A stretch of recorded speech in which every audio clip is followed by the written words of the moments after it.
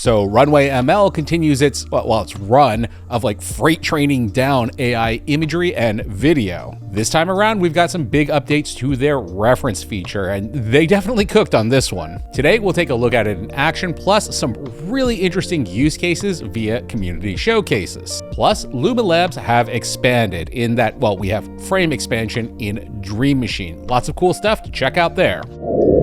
So I definitely have to say the Runway team has been on fire recently. Obviously, I have covered the reference feature like a kind of crazy amount over the last 2 weeks. Every time that I think they're going to start easing up, they put their foot down on the gas again. In this case, we do have an update to reference, and it is doing some pretty cool stuff. Namely, it's taking direction. So per Runway, they have released an update to Gen 4 references that brings marked improvements to aesthetic quality, scene composition, and identity preservation. One thing that definitely caught my eye from the new update was from Stealthy the Time Traveler, a image featuring two anonymous characters who may or may not be having a debate on whether you should put mayonnaise on French fries. Then by providing references with images of two of cinema's most cranky actors, I love them both, we end up with a very interesting alternate reality remake of Pulp Fiction. At least I hope that it's from an alternate reality. As much as I love these two, I do not want to see that movie remade. So giving that a shot to see essentially how references works as, kind of a face swapper. And since I just got caught up on The Last of Us, I figured we'd check in to see what's happening with the fungal apocalypse. So starting off with this image of Joel and Ellie, obviously Joel before, the big golf game, what, too soon? And then simply putting a black box over Pedro Pascal's face, bringing that over to Runway using a reference photo of myself and simply issuing the prompt, put at Tim's face into image 1. Now, to note, this is not a one-to-one recreation of the image, with my face. So it's not really a face swapper, but in all honesty, that makes it more impressive. Beginning with the likenesses, this is something that I talked about in the references versus Midjourney video I did a while ago. That does look like me, much more so than, Midjourney's Omni reference is outputting. And Ellie definitely retains all of like the Bella Ramsey-ness, really capturing that essence of, teenage expression, best summed up as, The other thing that I'm finding really impressive are the little details. For example, the hoodie that Ellie is wearing is the same hoodie. The shirt that me/Joel is wearing, it's the same shirt. Right down to the backpack has like this, carabiner notch right here that appears in both images. Now, I will say that there is a little bit of garbledness right here in this shirt pocket. If you refer back to the original image, I think that Ellie has, she actually has a flashlight strapped to her, and that clearly, with the occlusion basically ended up confusing the model because, no depth there. So I can't really blame references on that one though. Now, if there is one thing that I have definitely noticed, it does for sure take into account whatever expression you have on your input image, considering that in most of these images, for some reason, I am just like super happy to be in the zombie apocalypse. Out of curiosity, I wanted to see if we could take like bootleg Joel me and then completely switch the environment. So I brought us to the beach where Ellie is still miserable. To be honest, super impressed with like how well this works. And what's really cool is that you can, vary up your prompt a little bit and essentially retain the same location, characters, and everything. It's really pretty impressive. I will say it does have this tendency with two character shots where it does like to flip the orientation of those two characters, but it is really easy to prompt out of that. In this case, I just put the man on the right side of the screen. Moving on to another interesting idea, this one from Runway's Cristobal Valenzuela, taking the cover, of course, to the Beatles' Abbey Road. Oh, and I never get to show this off, but original 1969 pressing. It's actually not worth anything because it's super beat up, but it is nice owning a little piece of history. Anyhow, so taking that cover and then providing it with a reference that, borders on MS Paint, and then, the prompt and aerial top-down view of the scene in image 1 as described in the layout of image 2, we do indeed end up with like an overhead drone shot of Abbey Road and the four characters Not quite the Beatles, I will admit that. I am almost curious to see if you provided it with an additional reference of the Beatles in character for that shoot, how it would do. Might have to give that a shot, but in the meantime, I mean, it doesn't really matter. Nothing is real and nothing to get hung about. So taking that idea and kind of expanding on it with something that I've actually really been wanting to work into the channel, I grabbed Wally Wood's 22 panels that always work. Wally Wood is a very notable Silver Age comic book artist, notably known for things like EC Comics, Weird Science, and Weird Fantasy. At some point later in his career, he cribbed up a little one-page cheat sheet called Wally Wood's 22 panels that always work. These are shots that, well, as the name imply, always work when some dumb writer has a bunch of lame characters sitting around talking for page after page. Now, since Wally's version was a little more on the low res side and, kind of on the scratchy side, I ended up grabbing modern comic book artist Mike Oeming's recreation of it. And just sort of an interesting fact to bring everything full circle. Mike Oeming is the artist who created all of the comic books that appear both in the Last of Us game and on the TV show. Now, I'm not going to lie, it took me a minute to dial this one in, although somewhat hilariously. For example, that first, close-up shot where in the original reference image it says big head, Runway decided to put in, well, it's kind of making a commentary on my big dumb head, I guess. Not only that, but we are obviously taking a lot of influence from the toned comic book panel. That said, it did work. Sliding over to Ellie and the close-up on the eyes, we ended up getting these results, which, you're adapting from one aspect ratio to the other. I don't know. I think this looks pretty good. Continuing to experiment on my image. At this point, I started to feel, well, like Runway's just bullying me at this point. Some very surreal results when I prompted to have the background placed back in, where I ended up in, kind of like bizarro Braveheart mode. Now, where it did do pretty good is with this over-the-shoulder shot. The prompt here is simply put the characters from image 1 and frame them like a shot in image 2. So while you will still have to do some experimenting, one suggestion that I have is just come up with a folder of your own version of 22 shots that always work. So moving out of trying to reference specific shots, where I do think that the updates to the model are really kind of flying, is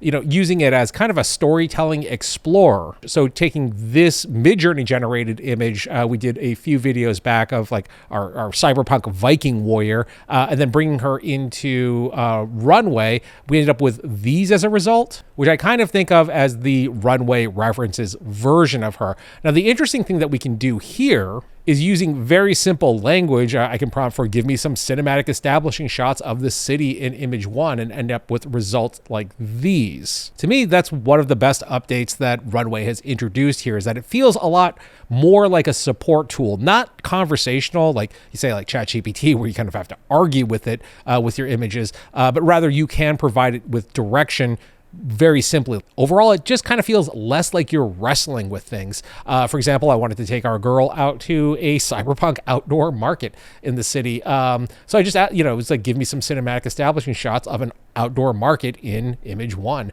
We ended up with this as a result, which I thought was pretty okay.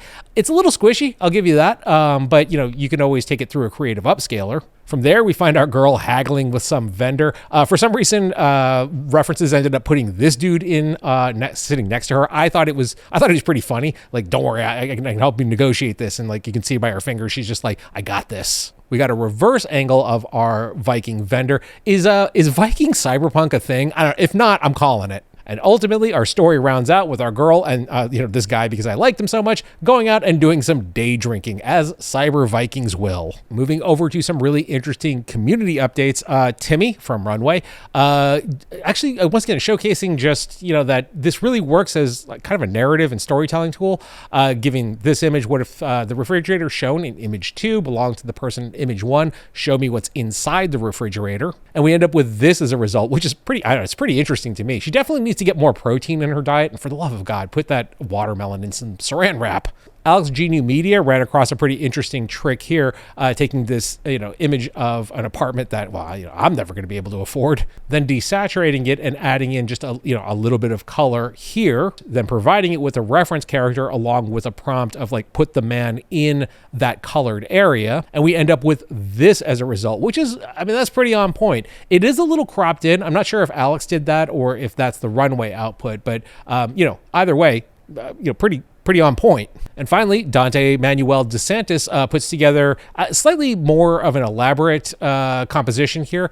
We have 4 knights here, and then a man-king laying down, and then issuing a prompt. We end up with this shot, which is really cool. It kind of reminds me a little bit of The Last Kingdom. Is that why I use Vikings so much? Because I like that show? Maybe. So overall, super promising results from Runway. Now, is it perfect? Well, no, of course it's not. It's still going to require a little bit of elbow grease on your part, to kind of clean stuff up. But what's exciting to me is that it opens up whole new doors of workflows and modalities to play around with. One thing I think that might be interesting to you actually appears over on the Runway site. It's a blog posting there from December of last year talking about mapping latent space. But really, I wouldn't necessarily call this like an upcoming workflow or anything like that, but it does very much kind of showcase how they're thinking about this stuff. It's a really interesting article. I'll have it linked down below. So sliding over to Luma Labs, they have introduced video expanding or, video outpainting, not necessarily something that we have not seen before. But now at least we have kind of the latest and greatest version of it, as Runway's version of this is still generating in Gen 3,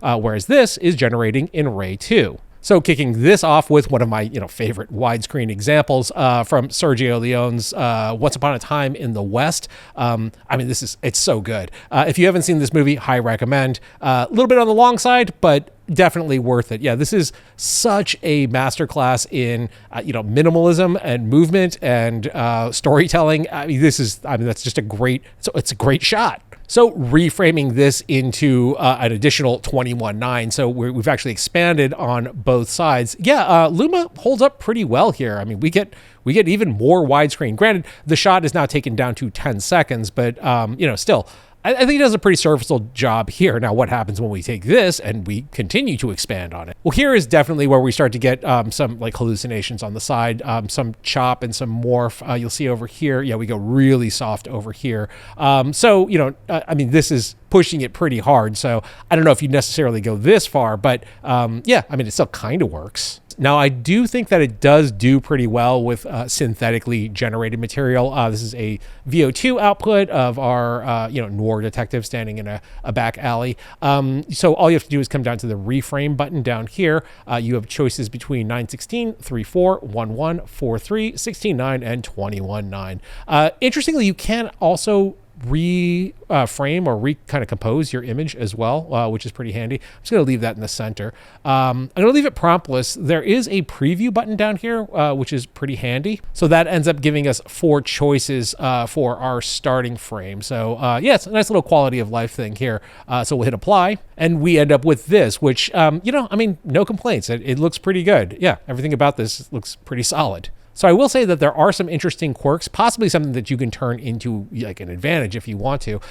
So for example, taking this 9:16 shot that is letterboxed, kind of Fallout inspired. Obviously we have dog meat here, AI generated dog, don't care. It is a good dog. I'm going to first reframe this out to 21:9, which once again does give us a pretty good shot. I will note that there is like a little bit of like soft focus vignetting when you take it out into this ultra widescreen look. I don't know, it's part of the look, I guess. It's not, it doesn't bother me all too much. So what's interesting is that when you do, your vertical extension, that you will end up with essentially 2 different, videos happening at the top and the bottom. I think it treats the letterboxing there as kind of dividers. So it just creates whole new frames on the top and the bottom. Now I did run this promptless, so I don't know exactly how much control you necessarily have over these two.